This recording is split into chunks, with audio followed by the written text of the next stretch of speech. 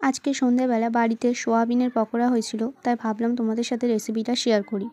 তো সোয়াবিনের পকোড়া বানানোর জন্য প্রথমেই একটা পাত্রে জল গরম করে তার মধ্যে সোয়াবিনগুলো দিয়ে দেব।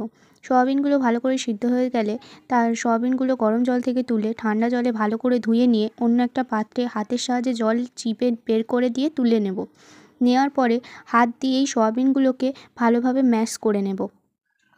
এবার ম্যাশ করা সোয়াবিনগুলোর মধ্যেই আমরা একে একে রসুন বাটা, চালের গুঁড়ো, লঙ্কা গুঁড়ো, গরম মশলা গুঁড়ো, ধনেপাতা কুচি, কাঁচা লঙ্কা কুচি, একটা ডিম ও নুন আর বেসন দিয়ে ভালোভাবে ম্যারিনেট করে নেব।